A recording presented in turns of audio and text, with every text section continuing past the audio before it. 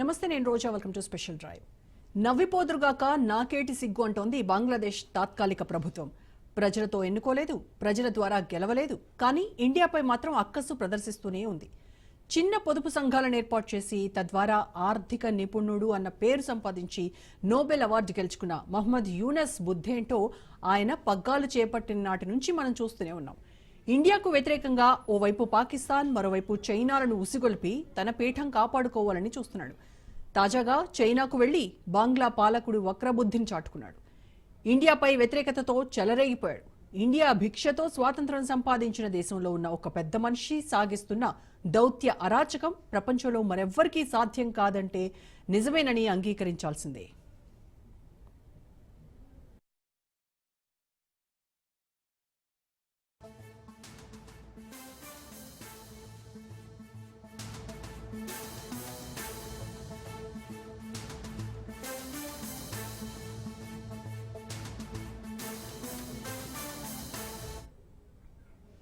బంగ్లాదేశ్ తాత్కాలిక ప్రభుత్వ సలహాదారు మహమ్మద్ యూనస్ భారతదేశ ఈశాన్య రాష్ట్రాలను బెదిరిస్తూ మరోసారి వార్తల్లో నిలిచాడు.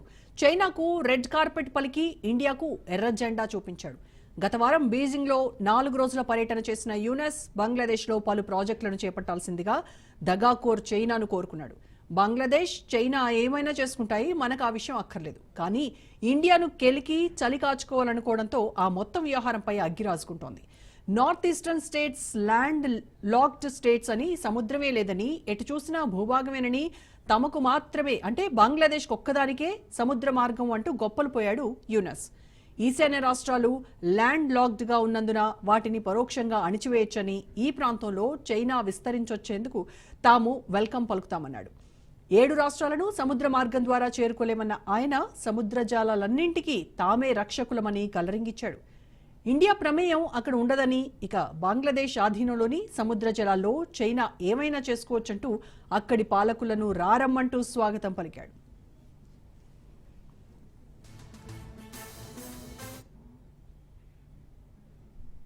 ఈశాన్య రాష్ట్రాలపై మహమ్మద్ యూనస్ వ్యాఖ్యలపై అసోం ముఖ్యమంత్రి హిమంత్ బిస్వా శర్మ మండిపడ్డాడు. నోటికి ఎంతొస్తే అంత మాట్లాడతావా యూనస్ అంటూ గయ్యమన్నాడు. ఇలాంటి వ్యాఖ్యలు ప్రమాదకరమని, ఇండియాను లైట్ తీసుకుంటే తిప్పలు తప్పవన్నాడు. ఇకనైనా ఇండియా బంగ్లాదేశ్కు చెక్ పెట్టేలా వ్యవహరించాలన్నాడు. చికెన్ స్నెక్ కారిడార్ను తక్షణం డెవలప్ చేయాలన్నాడు. చికెన్ స్నెక్ పశ్చిమ బెంగాల్లోని సిలిగురిలోని ఒక భూభాగం. ఇది ఈశాన్యాన్ని భారతదేశంలోని మిగిలిన ప్రాంతాలతో కలుపుతుంది. నేపాల్, బంగ్లాదేశ్, భూటాన్ ఈ ప్రాంతాన్ని చుట్టూ ఉంటాయి. బంగ్లా పాలకుడి వ్యాఖ్యల తర్వాత అయినా సరే చికెన్ స్నెక్ కారిడార్ కింద బలమైన రైల్వే, రోడ్ నెట్వర్క్లను అభివృద్ధి చేయడం అత్యవసరమన్నారు హిమంత. చికెన్ స్నెక్ ను సమర్థవంతంగా దాటేసేలా ఈశాన్యాన్ని దేశంలోని ఇతర భూభాగానికి అనుసంధానించాలన్నారు. ప్రత్యామ్నాయ రహదారి మార్గాలను అన్వేషించాలని హిమంత అభిప్రాయపడ్డారు.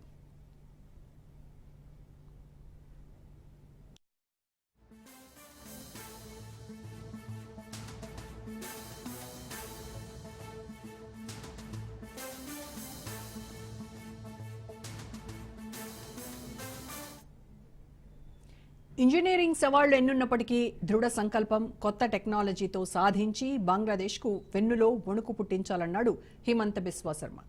యూనస్ రెచ్చగొట్టే ప్రకటనలను తేలిగ్గా తీసుకోకూడదన్నాడు.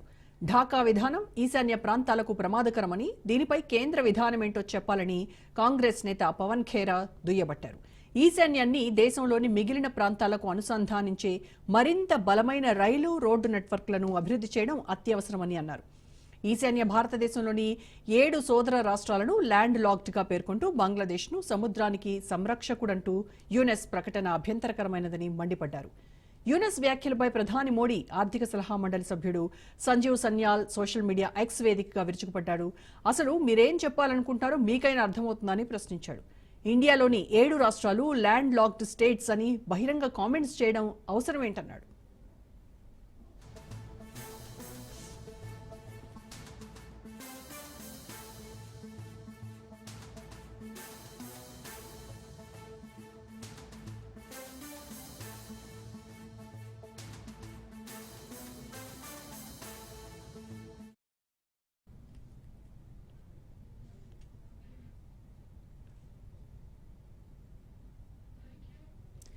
తిప్రా నేత మాత్రం మరో అడుగు ముందుకేసి బంగ్లాదేశ్కు సీరియస్ వార్నింగ్ ఇచ్చాడు.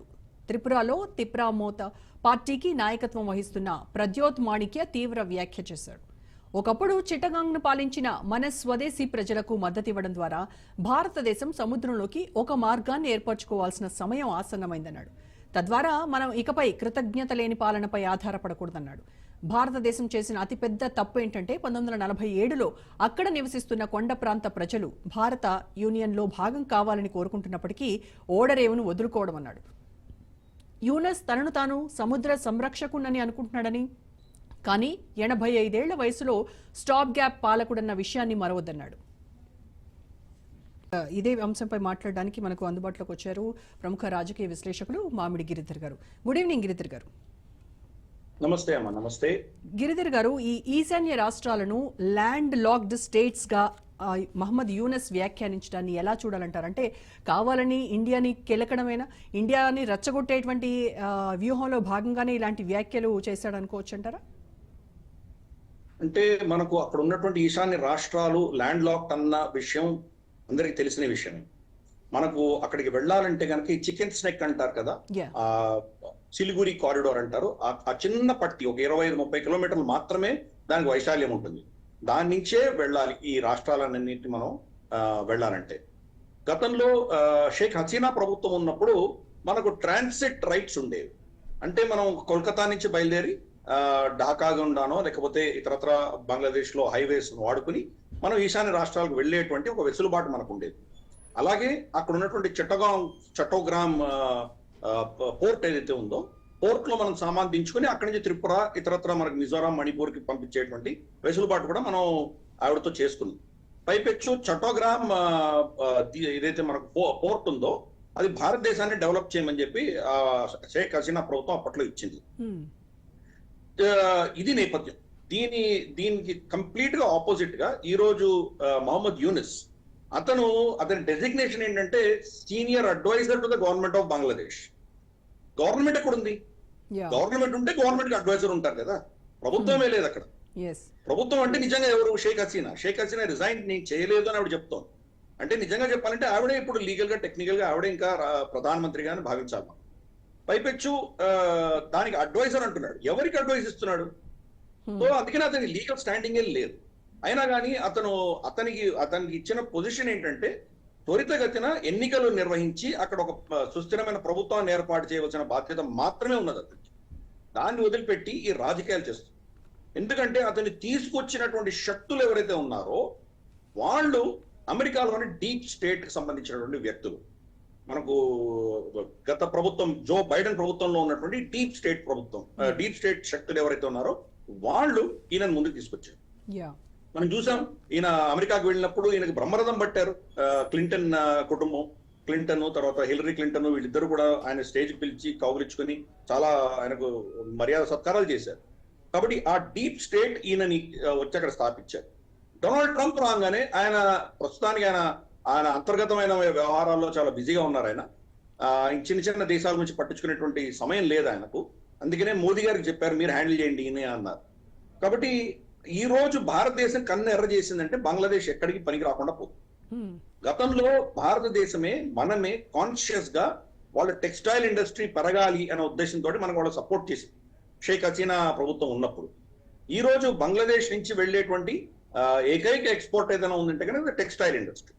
మొత్తం మనకు వాల్మార్ట్స్ కానీ అమెరికాలో ఎక్కడ చూసినా కానీ కూడా అవన్నీ కూడా టెక్స్టైల్స్ బంగ్లాదేశ్ నుంచి వెళ్తుంది. దానికి ఫార్వర్డ్ అండ్ బ్యాక్వర్డ్ ఇంటగ్రేషన్ భారతదేశమే చేస్తుంది. అంటే వాళ్ళకి పత్తి మనమే ఇస్తున్నాం, కెమికల్స్ మనమే ఇస్తున్నాం, రంగులు అన్ని మనమే ఇస్తున్నాం. వాళ్ళు తయారు చేసిన తర్వాత ఆ బట్టని మళ్ళీ కోల్కతా పోర్ట్ నుంచి మనం ఎక్స్పోర్ట్ చేస్తున్నాం. కంప్లీట్ ఈ సప్లై చైన్ లో భారతదేశం లేని వాళ్ళు ఏమీ చేయలేదు.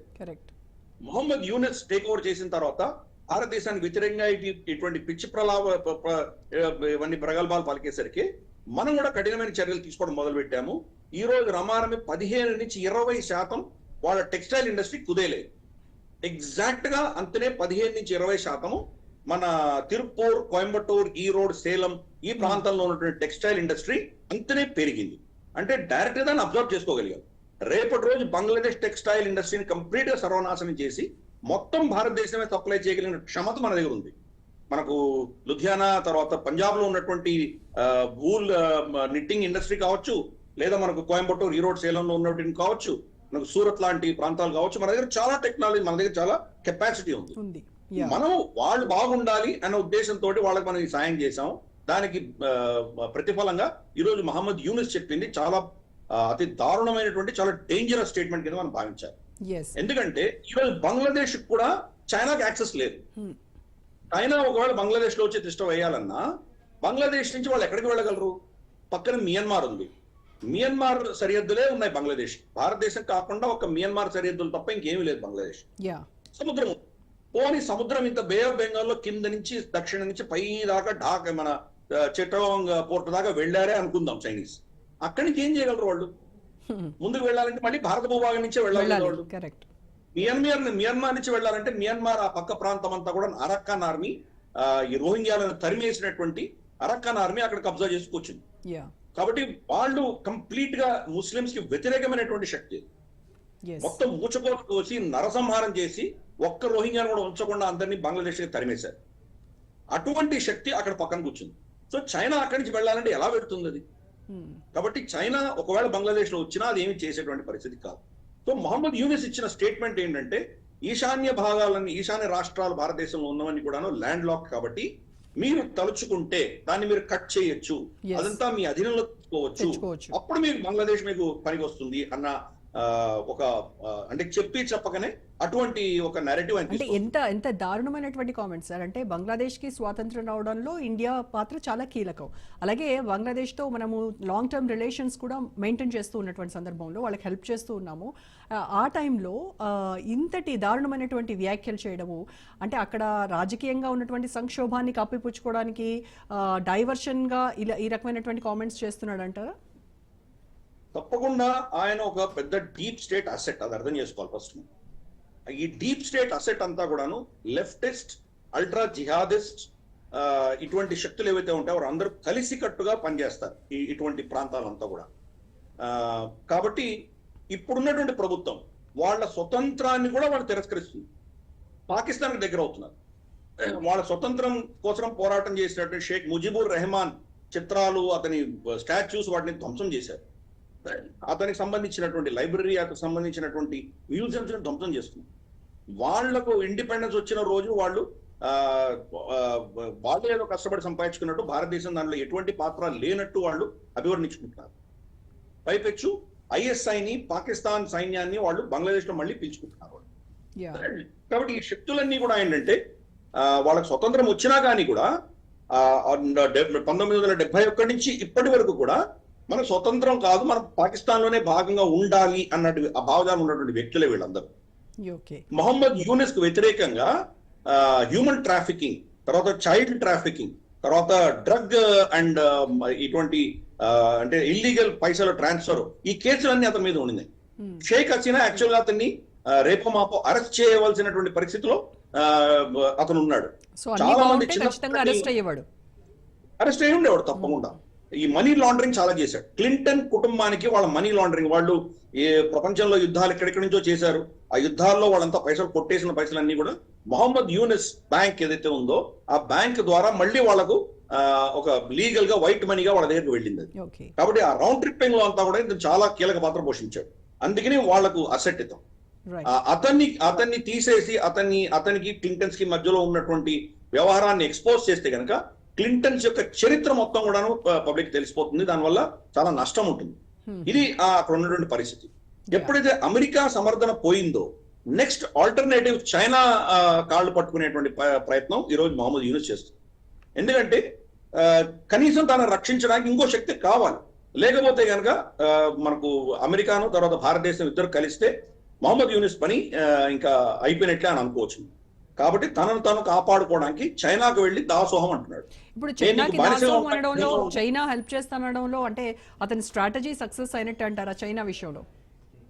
చూద్దాం. చైనా నిజంగా అక్కడ వచ్చి చేసేటువంటి క్షమ చైనాకు ఉన్నదా, ఇదొక ప్రశ్న.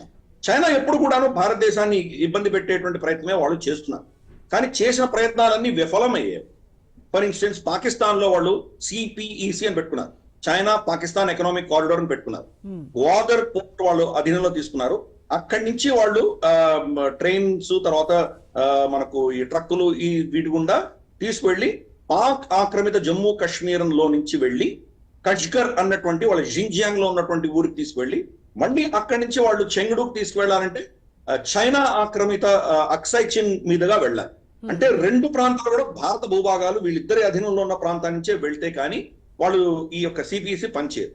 కాబట్టి అది ఫ్లాప్ అయింది. బలూచీలు అక్కడ వాళ్ళని ఊచకోతకు వస్తున్నారు, తర్వాత ఖైబర్ పఖ్తూన్ఖ్వాలో వాళ్ళని చంపుతున్నారు. అలాగే మనకు గిల్గిట్ బాల్టిస్తాన్ లో అక్కడ ఉన్నటువంటి ప్రజలందరూ కూడా దాన్ని అడ్డుకుని వాళ్ళని మా దగ్గర ఎందుకు ట్యాక్సులు వసూలు చేస్తున్నారు, మమ్మల్ని ఎందుకు పేదరికంలో ముంచుతున్నారని వాళ్ళు అక్కడ ఒక విధమైనటువంటి ఆందోళన జరుగుతోంది. కాబట్టి సిపిసి ఫ్లాప్ అయింది. అలాగే శ్రీలంకలో హంబన్ తోట అని వాళ్ళు పెట్టుకున్నారు. హంబన్ తోటకి చాలా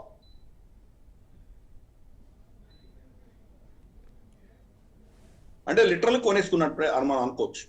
మనం ఏం చేసాము దాని కౌంటర్ స్ట్రాటజీ, హంబన్ తోట ఎయిర్పోర్ట్ మనం టేక్ ఓవర్ చేసాం.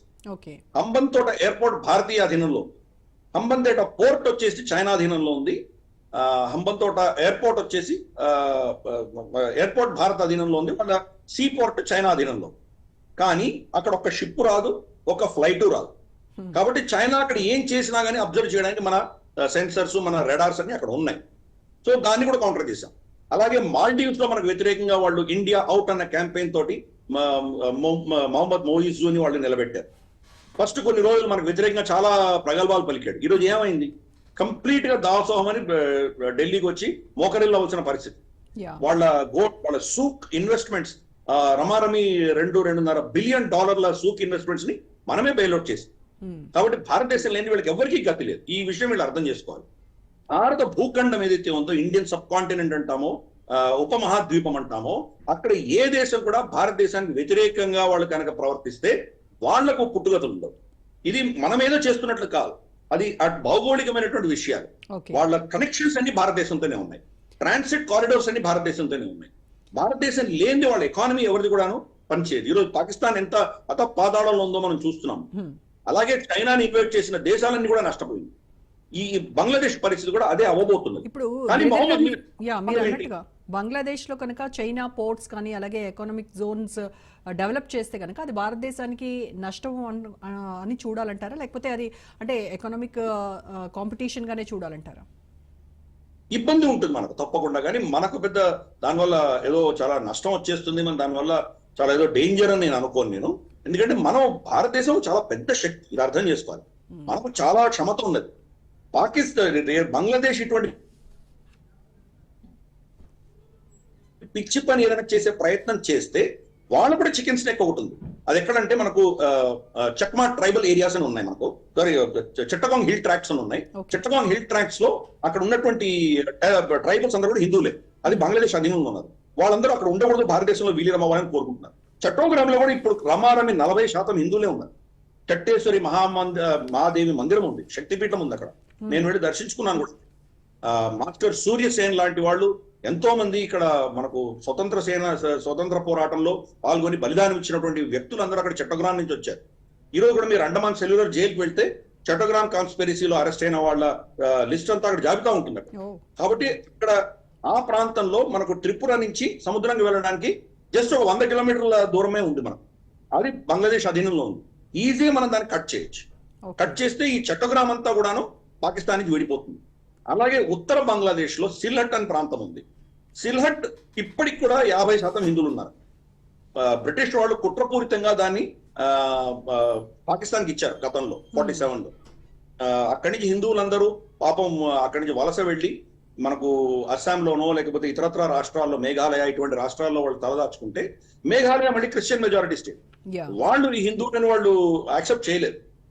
కాబట్టి వాళ్ళు చాలా ఇబ్బందుల్లో ఉన్నటువంటి పరిస్థితి. రేపు భారతదేశం తలుచుకుంటే ఈ చికెన్ స్నెక్ కాస్త ఒక ఎలిఫెంట్ స్నెక్ కాగలదు. మొత్తం పైన ఉన్నటువంటి రాజ్షాహి, తర్వాత సిల్లెట్ ని కూడా మన అధీనంలో తీసుకోవచ్చు. ఆ ఊరి పేరు రాజ్షాహి. కంప్లీట్ అక్కడ హిందూ మందిరాలు ఉన్నాయి, అక్కడ శ్రీకృష్ణ పరమాత్ముడి గుళ్ళు ఉన్నాయి. ఇవన్నీ కూడాను మన సంస్కృతి ఉన్నటువంటి ప్రాంతాలే ఈరోజు బంగ్లాదేశ్ లో ఉన్నాయి. భారతదేశం తలుచుకుంటే దీన్ని ఈజీగా కట్ చేయొచ్చు. ఇది అర్థం చేసుకోవాలి బంగ్లాదేశ్. ఇటువంటి పిచ్చి వ్యవహారాలు చేస్తే కనుక దాన్ని తిప్పికొట్టే క్షమత భారతదేశం దగ్గర ఉన్నది.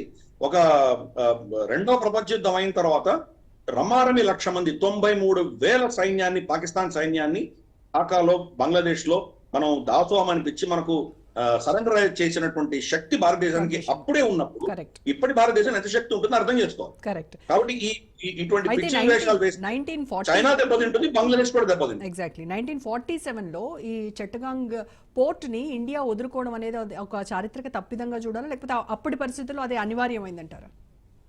మన చేతిలో లేదమ్మా అది.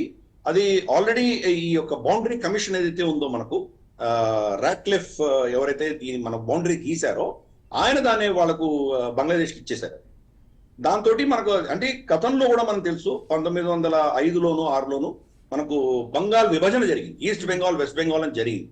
దానికి వ్యతిరేకంగా ఉద్యమాలు చేసిన తర్వాత 1911లో ఆ ప్రాంతంలో మళ్ళీ రెండింటిని కలిపారు.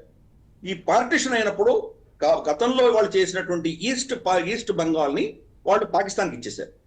అది ఈస్ట్ పాకిస్తాన్ అయిన తర్వాత సో ఆ సరిహద్దులు ఏమున్నాయో అవి అలాగే ఉంచారు. కాబట్టి ఇప్పుడు మనం చూస్తే కనుక అక్కడ కాక్సస్ బజార్ ఉంది. కాక్సస్ బజార్ మన చట్టగ్రామం దగ్గర నుంచి ఇంకా దక్షిణానికి వెళ్తే కాక్సస్ బజార్ ఉంటుంది.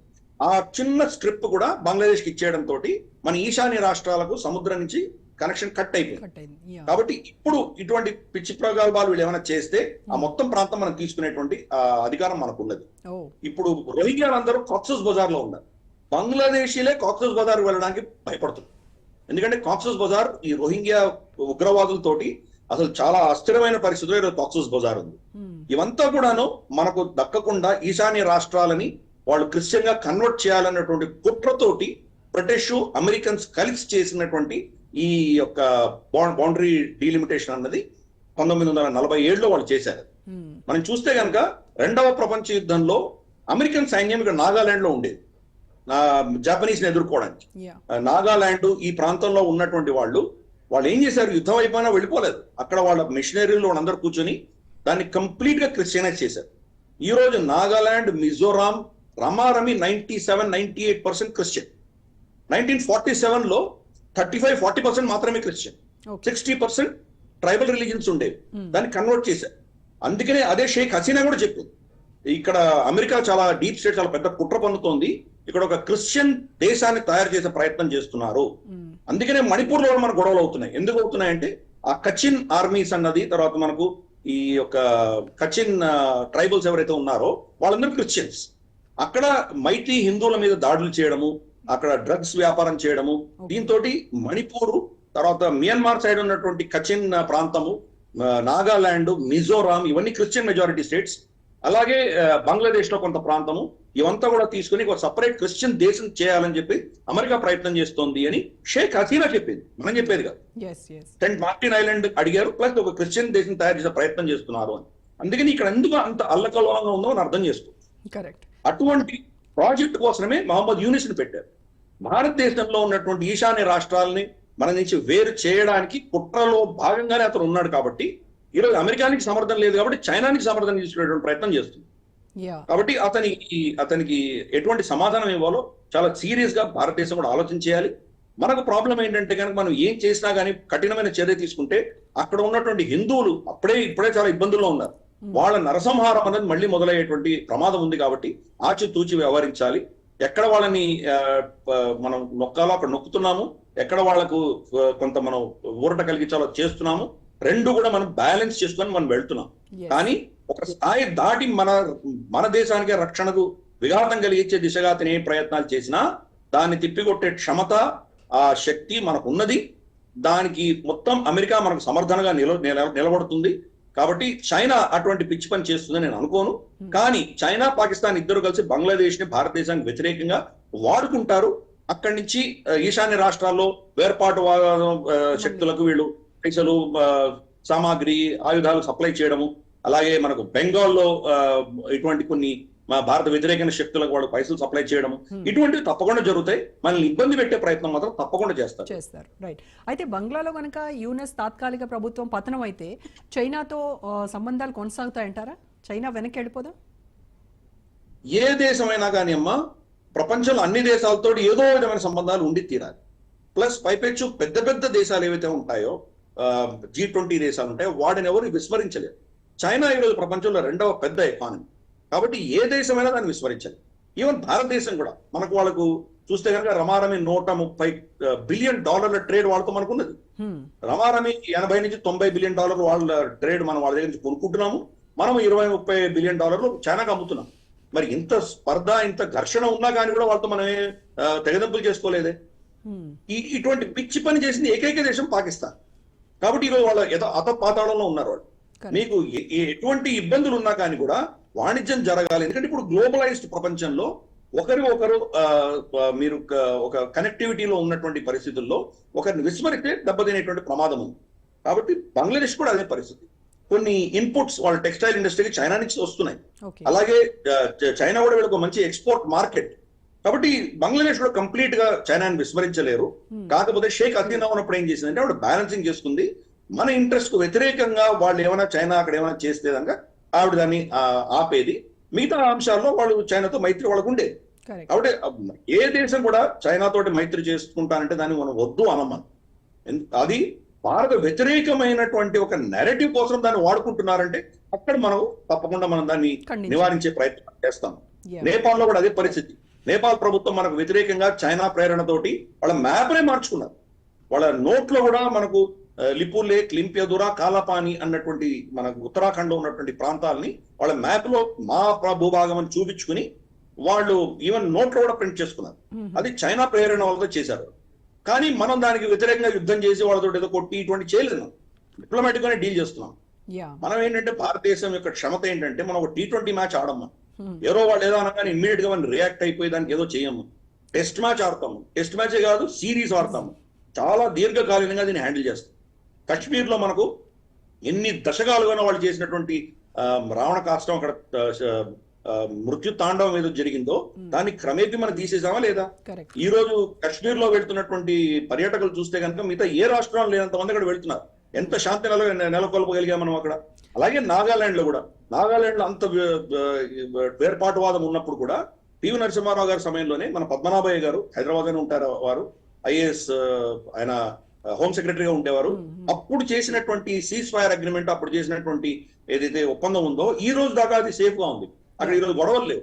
కాబట్టి మనం ఇటువంటి దీర్ఘకాలీనమైన వాటికి మనం చాలా సంయమనంతో, చాలా ఓపికతోటి దీర్ఘకాలీనంగా సొల్యూషన్స్ చూస్తాం. కానీ ఏదో నీజర్క్ రియాక్షన్ గా అంటే ఇమ్మీడియట్ రియాక్షన్స్ ఎప్పుడు భారత్ ఇవ్వదు. ఆచితూచి దానికి ఎలాంటి ఎస్.